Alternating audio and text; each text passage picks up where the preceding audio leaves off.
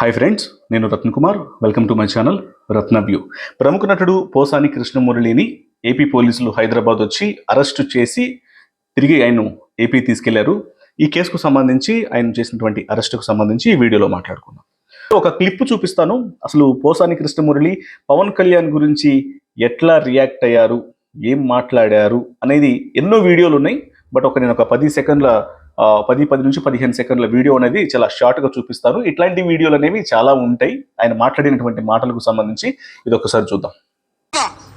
Pawan Kalyan psycho వెధవకి చెప్తున్నా, ఒరే psycho వెధవా, నీకు ఒక ఆడపిల్ల ఉంది, ఆ పిల్ల పెద్దదవుతుంది, గుర్తు పెట్టుకో, నేను ఇంకా బతికే ఉంటాను, రక్త కన్నీరు పెట్టుకుంటావు, దరిద్రపు నా కొడక. సో ఇది పోసాని కృష్ణమురళి ఈ రకంగా పవన్ కళ్యాణ్ను చాలా ఇబ్బందికరమైనటువంటి భాషను ప్రయోగిస్తూ కూడా దూషించినటువంటి పరిస్థితులు ఉన్నాయి. వాస్తవానికి గతంలో ఆయన వైసీపీ పార్టీకి మద్దతు ఇచ్చిన విషయం అందరికీ తెలిసిందే. కొన్నాళ్ల పాటు ఆయన వైసీపీ పార్టీకి సంబంధించి తనకు ఉన్నటువంటి అభిమానాన్ని తెలియజేస్తూ అదే సమయంలో ప్రతిపక్ష పార్టీలలో ఉన్నటువంటి ప్రస్తుత సీఎం చంద్రబాబు నాయుడు, ప్రస్తుత డిప్యూటీ సీఎం పవన్ కళ్యాణ్, వీళ్ళ మీద విమర్శలు కూడా చేయటం జరిగింది పలు ప్రెస్ మీట్లు పెట్టి. ముఖ్యంగా పవన్ కళ్యాణ్ను అనేక రకాలైన ఆయన మీద విమర్శలు చేశారు. ముఖ్యంగా తన యొక్క అభిమానులు మొదట ఎప్పుడైతే పోసాని కృష్ణమురళి ప్రెస్ మీట్లు పెట్టడం, ఆ తర్వాత ఆ ప్రెస్ మీట్లలో పవన్ కళ్యాణ్ని విమర్శించిన తర్వాత పవన్ కళ్యాణ్ ఫ్యాన్స్ తిరిగి తనకు మెసేజ్లు పెట్టారు, తనకు కాల్స్ చేసి బెదిరిస్తున్నారు అని మరలా ప్రెస్ మీట్లు పెట్టి పవన్ కళ్యాణ్ కుటుంబ సభ్యులను నేరుగా విమర్శించిన విషయం, అంటే కొంత జుగుప్సాకరమైనటువంటి భాషలో అసభ్య పదజాలంతో తిట్టినటువంటి వీడియోలన్నీ ఉన్నాయి. ప్రెస్ మీట్లలో కూడా ఆయన చాలా ఇబ్బందికరమైనటువంటి మాటలు మాట్లాడారు. సో వీటికి సంబంధించి ఏపీ వ్యాప్తంగా అనేక ప్రాంతాల్లో పోసాని కృష్ణమురళి మీద కేసులు కూడా నమోదైనాయి. అందులో ఒకటి అన్నమయ్య జిల్లాలో రాయచోటి దగ్గరలో ఉన్నటువంటి ఓబులవారిపల్లిలో ఒక కేసు నమోదైంది. సో ఆయన మీద అయినటువంటి ఎఫ్ఐఆర్లో 353 క్లాజ్ 2 ఈ సెక్షన్ ప్రకారం ఆయన మీద కేసు నమోదైంది. ఈ కేసులో భాగంగానే నిన్న శివరాత్రి రోజున రాత్రి 8 గంటల ప్రాంతంలో గచ్చిబౌలి ఆయన మహోమ్ భుజాలో ఉంటారు పోసాని కృష్ణమురళి తన ఫ్యామిలీతో కలిసి. అక్కడకు రాయచోటి పోలీసులు వచ్చారు. పోలీసులు వచ్చి ఆయన్ను అదుపులోకి తీసుకొని అరెస్ట్ చేసి ఒక నోటీసును సర్వ్ చేసి తిరిగి ఆయన్ను అరెస్ట్ చేసిన తర్వాత ఏపీకి తీసుకొని వెళ్ళారు. సో ప్రస్తుతం ఆయన ఇవాళ కోర్టులో ప్రవేశపెడతామన్నటువంటి విషయాన్ని కూడా కన్ఫర్మ్ చేశారు నిన్న అరెస్ట్ చేసినప్పుడే.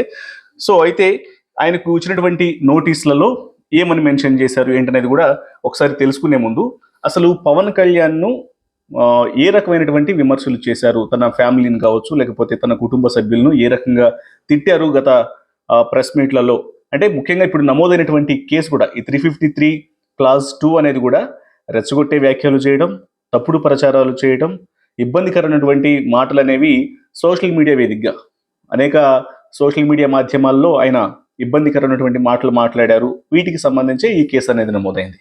సో ఇదే ఈ 353 క్లాజ్ 2 అనేటువంటి సెక్షన్ కూడా, ఈ సెక్షన్ ఆయన మీద నమోదు చేయడం జరిగింది కేసు అనేది.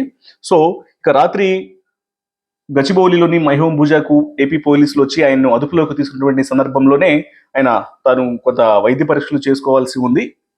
వైద్య పరీక్షల తరువాత నేను ఖచ్చితంగా మీతో పాటు వస్తానని తెలియజేశారు.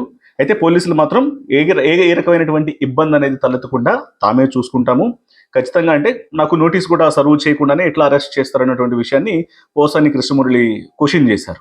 క్వశ్చన్ చేసినప్పుడు నోటీస్ కూడా ఇస్తాము, ఖచ్చితంగా మాకు అరెస్ట్ చేసే రైట్ అనేది ఉంటుంది. జమ్మూ అంటే ఇండియా వైజ్గా ఎక్కడ ఉన్నప్పటికీ కూడా, ఇండియాలో ఎక్కడ ఉన్నా కూడా మేము అరెస్ట్ చేసినటువంటి హక్కు అనేది ఉంటుందని అక్కడ అరెస్ట్ చేయడానికి వచ్చినటువంటి పోలీసులు ఆయనతో చాలా స్పష్టంగా చెప్పారు. మెడిసిన్ వేసుకోవాలన్నటువంటి విషయాన్ని ఆయన యొక్క వైఫ్ తెలియజేశారు. అవన్నీ కూడా తాము చూసుకుంటామనేటువంటి విషయాన్ని వచ్చినటువంటి ఏపీ పోలీసులు ఆయనకు అంతా క్లియర్గా చెప్పిన తర్వాత ఆయన అరెస్ట్ చేసి తీసుకెళ్లారు. అయితే అసలు గతంలో పోసాని కృష్ణమురళి పవన్ కళ్యాణ్ గురించి ఏమన్నారు, ఖచ్చితంగా వైసీపీని ఆయన సపోర్ట్ చేశారు. ఆ తర్వాత కొంతకాలానికి ఆయనకు ఎఫ్డిసి చైర్మన్గా అవకాశం కూడా లభించింది. ఆంధ్రప్రదేశ్ ఫిలిం డెవలప్మెంట్ కార్పొరేషన్ చైర్మన్గా ఆయనకు ఒక పదవి కూడా దక్కింది. కొంతకాలం ఆయన పనిచేశారు. అయితే ఎప్పుడైతే సరే సో వైసీపీ పార్టీని సపోర్ట్ చేసేటప్పుడు అసలు పవన్ కళ్యాణ్ కావచ్చు ఆయన కుటుంబ సభ్యుల్ని, ప్రస్తుత సీఎం చంద్రబాబు నాయుడిని తిట్టారు, అలాగే పవన్ కళ్యాణ్ కూడా తిట్టారు. అయితే పవన్ కళ్యాణ్ మరి ఇబ్బందికరంగా తిట్టారు అనే దానికి సంబంధించి కూడా అప్పట్లో పెద్ద ఎత్తున ఫ్యాన్స్ తీవ్ర విమర్శలు కూడా చేసినటువంటి విషయం తెలిసిందే. సోషల్ మీడియాలో కూడా ఆయన మీద కొంత పెద్ద ఎత్తున విరుచుకుపడినటువంటి పరిస్థితి ఉంది. మరి ఇంతలా రియాక్ట్ అవ్వడానికి ఫ్యాన్స్ కారణం ఏంటంటే ఆయన ఫ్యామిలీ అంటే ఒక ప్రెస్ మీట్ పెట్టిన తర్వాత పవన్ కళ్యాణ్ పొలిటికల్ గా ఉన్నాడు కాబట్టి వ్యక్తిగతంగా తనకి ఎటువంటి కోపం అనేది కక్ష అనేది పవన్ కళ్యాణ్ మీద లేకపోయినప్పటికీ కూడా ప్రజాసేవ చేస్తాను అని వచ్చాడు. అతను అక్కడ నిర్ణయాలు అనేవి నాకు నచ్చట్లేదన్న ఉద్దేశంతో ఆయన ప్రెస్ మీట్ పెట్టి ఫస్ట్ పవన్ కళ్యాణ్ మీద విమర్శలు గుప్పించేవారు. విమర్శలు గుప్పించిన తర్వాత ఆ విమర్శలకు ఫ్యాన్స్ నుంచి పోసాని కృష్ణమురళి మీద ఒక రియాక్షన్ అనేది వచ్చేది. దాని మీద ఇమ్మీడియట్ గా మళ్ళీ పోసాని కృష్ణమురళి తన ఫ్యామిలీని ఫ్యాన్స్ అందరూ కలిసి తిడుతున్నారు అని ప్రెస్ మీట్లు పెట్టి ఏకంగా పవన్ కళ్యాణ్ కుటుంబ సభ్యులందరినీ, మదర్ని, పిల్లల్ని, వైఫ్ని, వాళ్ళందరినీ కూడా తిట్టినటువంటి వీడియోలు అనేవి చాలా ఉన్నాయి ప్రెస్ మీట్లు వేదికగానే. కొన్ని సందర్భాల్లో మీడియా ప్రతినిధులు కూడా ఈ విషయాన్ని ఖండించబోయినప్పటికీ కూడా ఖండించడానికి ప్రయత్నం చేసిన వాళ్ళను మీరు పవన్ కళ్యాణ్ మనుషులా అనేటువంటి మాటలు కూడా ఉపయోగించినటువంటి సందర్భాలు ఉన్నాయి. సో ఇవన్నీ కూడా ఇప్పుడు ఇదంతా జరిగింది. తర్వాత ఎఫ్డీసీ చైర్మన్ అయ్యారు. వైసీపీ ప్రభుత్వంలో కొంతకాలం ఆయన పనిచేశారు.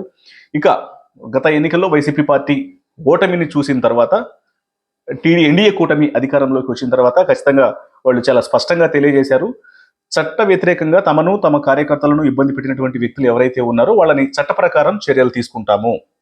తమ మీద ఎవరైతే ఇట్లా చెడుగా ప్రచారాలు చేసి చెడుగా బిహేవ్ చేశారో వాళ్ళందరి మీద కూడా ఖచ్చితంగా చట్ట ప్రకారం చర్యలు తీసుకుంటారనే విషయాన్ని నిన్న కూడా అటు సభలో మంత్రి నారా లోకేష్ చాలా క్లియర్గా తెలియజేయడం జరిగింది. దానికి అనుగుణంగానే ప్రస్తుతం కేసులు అనేవి నమోదవుతున్నాయి వరుసగా. అప్పుడు ఎవరెవరైతే రియాక్ట్ అయినటువంటి వ్యక్తులు ఉన్నారో వాళ్ళందరి మీద కూడా కేసులు నమోదు చేస్తున్నారు. ఇప్పుడు వల్లభనేని వంశీ కావచ్చు, ఇప్పుడు పోసాని కృష్ణమురళి కావచ్చు, నందిగం సురేష్ కావచ్చు, ఇలా వరుసగా అవుతున్నాయి.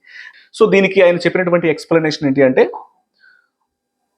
ప్రెస్ మీట్ పెట్టి తను పవన్ కళ్యాణ్ విమర్శించిన తర్వాత ఆ విమర్శల పైన ఫ్యాన్స్ తన మీద అటాక్ చేశారు. ఆ అటాక్ చేసినటువంటి సందర్భంలోనే తన కుటుంబ సభ్యుల్ని, ముఖ్యంగా తన భార్యను తిట్టారు.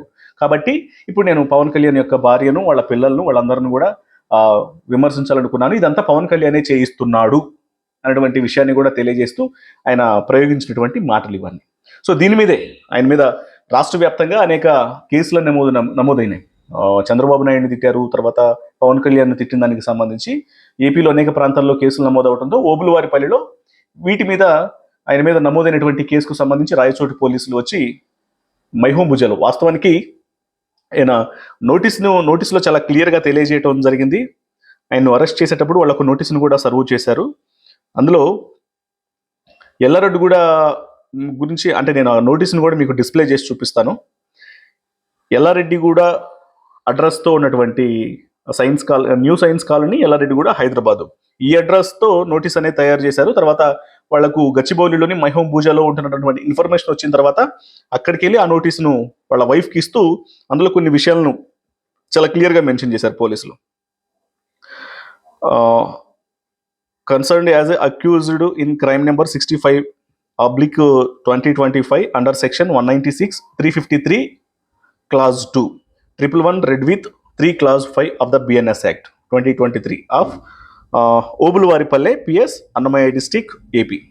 So the offence committed by him is cognizable and non-bailable in nature and he is forwarded to the Honorable Additional Judicial Magistrate of First Class Rajampet for judicial custody. So ఈ రకమైనటువంటి నోటీస్ను వాళ్ళ మిసెస్కు అందజేసి ఆయన్ను అరెస్ట్ చేసి తీసుకెళ్తున్నాము. ఓబులవారిపల్లిలో నమోదైనటువంటి కేసుకు సంబంధించి ఆయన arrest చేసిన తర్వాత ఇప్పుడు నాన్ బెయిలబుల్ కేసులు అనేవి నమోదైనాయి కాబట్టి ఇమీడియట్గా ఆయన్ను మెజిస్ట్రేట్ ముందు హాజరుపరుస్తామనేటువంటి విషయాన్ని తెలియజేశారు. సో దానికి సంబంధించి రాత్రి ఆయన బట్టలు అంటే బనియను డ్రాయర్ మాత్రమే వేసుకొని ఉన్నారు. సో ఆ సందర్భంలో కూడా కొంత టైం కావాలని అడిగినప్పటికీ కూడా పోలీసులు ఏ రకమైనటువంటి మీరు కార్యకలాపాలు చూసుకోవాలనుకున్నా కూడా అవి మా సమక్షంలోనే చూడండి, మిమ్మల్ని మాత్రం ఇప్పుడు అరెస్ట్ చేసేస్తున్నాం అటువంటి విషయాన్ని కన్ఫర్మ్ చేయడం జరిగింది. సో ఇప్పుడు దీనికి సంబంధించి ఇప్పుడు ఆయన ఇమీడియట్గా జ్యుడిషియల్ రిమాండ్కు తరలించినటువంటి అవకాశాలే చాలా ఎక్కువగా ఉంటాయి. ఇది రెడ్ బుక్లో జరుగుతున్నటువంటి వ్యవహారాలను బట్టి జరుగుతుందా, లేకపోతే వాళ్ళు చేసినటువంటి కేసులా అంటే వాళ్ళు గతంలో మాట్లాడినటువంటి మాటలకు అది ఖచ్చితంగా చట్ట ప్రకారం తీసుకున్నటువంటి చర్యల్లో భాగంగానే అంటే చట్ట ప్రకారంగానే చర్యలు తీసుకుంటామని ఆ విషయాలన్నింటినీ కూడా రెడ్ బుక్ లో నమోదు చేశాము అనేటువంటి విషయాన్ని కూడా ఇప్పటికే మంత్రి తెలియజేశారు కాబట్టి ఇది కంటిన్యూ అవుతుందనే ప్రతి ఒక్కరు కూడా భావించాల్సి ఉంటుందేమో అనిపిస్తుంది. ఎస్, మీకేమనిపిస్తుంది? నేను పోసాని కృష్ణమురళిని అరెస్ట్ చేయడానికి సంబంధించినటువంటి విజువల్స్ని కూడా మధ్య మధ్యలో అక్కడక్కడ టెలికాస్ట్ చేసే ప్రయత్నం చేస్తాను. అలాగే లాస్ట్లో కూడా వన్స్ అగైన్ విజువల్స్, అరెస్ట్ చేసినటువంటి విజువల్స్ని కూడా ప్లే చేస్తాను. మరి అరెస్ట్కు సంబంధించి, పోసాని అరెస్ట్కు సంబంధించి మీరు ఏమనుకుంటున్నారు? పోసాని అంటే ప్రతి ఒక్కరికి చాలా బాగా తెలిసిందే, మొదటి నుంచి కూడా ఆయన సీనియర్ నటుడు, రైటరు, కొన్ని సినిమాలకు దర్శకత్వం కూడా వహించారు. ఆ తర్వాత రాజకీయాల్లోకి వచ్చి ఆయన మాట్లాడినటువంటి మాటలకు సంబంధించి ఆయన వైసీపీ పార్టీలో ఆయనకి సపోర్టు అంటే మద్దతుదారుడిగా ఉండి ఆయన ప్రతిపక్షాలను తిట్టినటువంటి వ్యవహారాలకు సంబంధించి ఇప్పుడు ఆయన మీద నమోదైన కేసులు, అరెస్ట్ చేసినటువంటి తీరు, దీని మీద మీరేమనుకుంటున్నారనేది ఖచ్చితంగా కామెంట్స్ రూపంలో తెలియజేయండి. వీడియో నచ్చితే లైక్ చేయండి, షేర్ చేయండి. Thank you so much.